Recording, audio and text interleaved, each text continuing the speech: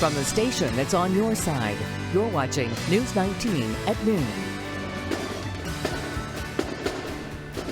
And that was just some of the excitement students showed as they headed back for the first day of school this morning. Good afternoon. Thanks for joining us. I'm Bradley Singleton. Those cheerleaders were part of a pep rally that was put together at Lower Richland High School. Students started showing up as early as 5 a.m. to practice in the gym, from junior ROTC to volleyball. The students showed off the skills they've been practicing throughout the summer. The high school also has a new principal, Kelvin Lemon, who says the first day is a team effort.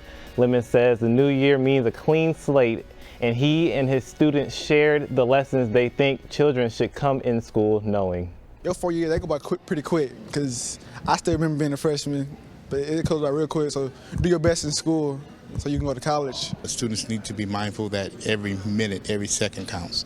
The lessons that they will learn here within our school will prepare them for life and beyond. And as adults, we're going to take that very seriously. Nearly all of the Midland school districts headed back to school today, so law enforcement is also reminding drivers to be aware of the extra cars and pedestrians that will be present. And across town, the Midlands Church wanted to make sure that students in Saxe-Gotha Elementary had an extra special start to the school year. This morning, every student was surprised with a new book bag full of school supplies, all thanks to New Spring Church. Over the past week, volunteers packed and sorted over 680 book bags. Campus pastor Stephen Dickey says this is a great opportunity for the church to give back to the community. We want to be impacting our communities. That's one of our main goals as a church. We want to reach people far from Jesus. We want to teach them how to follow him step by step, and then we want to reach and impact our communities. So that's one of the things we're doing here at Saxe-Gotha this morning. We just want to love on the teachers, let the students know they're cared for, and that they are a big part of our community here in Lexington. These students weren't the only ones welcomed back with the new school supplies. The church has multiple campuses across the state. In a surprise about-face, Michael Smith takes the stand in his own defense in his attempted murder trial. He's accused of shooting USC student Martha Childress and paralyzing her. On the stand, Smith said he took the gun to 5 points for his own protection. He also admits he shot the gun, but he says he wasn't pointing it at anyone and only shot after he was being shot at.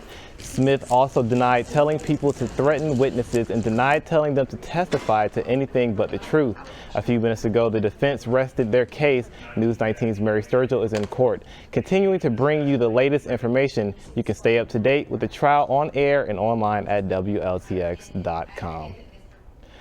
The Lexington Police Department needs your help finding an endangered runaway. 16-year-old Taylor Hayner was reported missing by family yesterday. Police say she was last seen by her parents last Friday.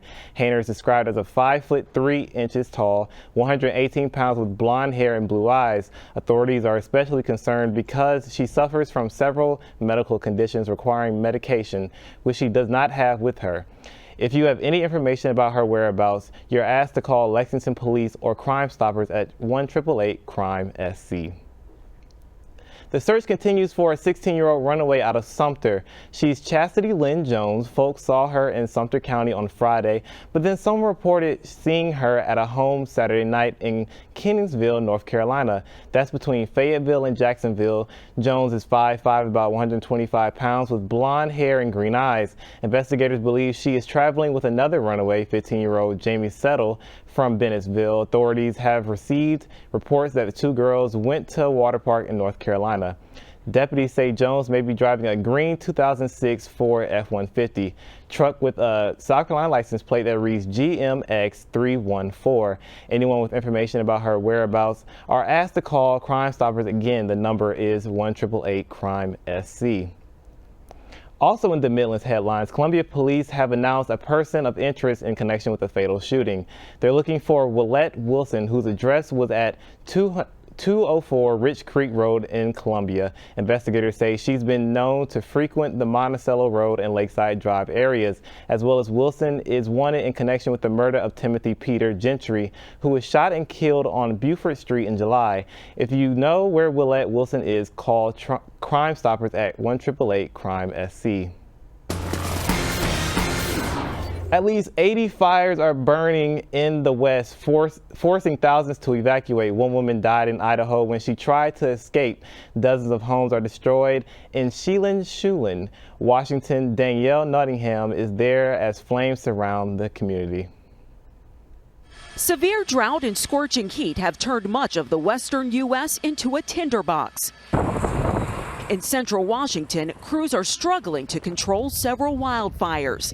At least 6 have surrounded the city of Singleton. Crews are working to restore power for about 9,000 people who lost electricity in central Washington this weekend.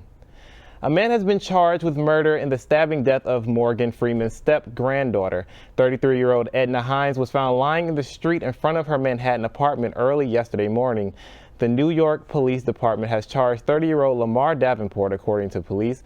Davenport is believed to have been in a relationship with Hines. Investigators say Davenport is undergoing a psych evaluation at a hospital.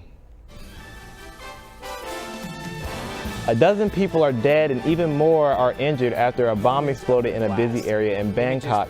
It happened during rush hour today. 2 bombs were found at the scene in front of Hindu site popular with tourists and locals.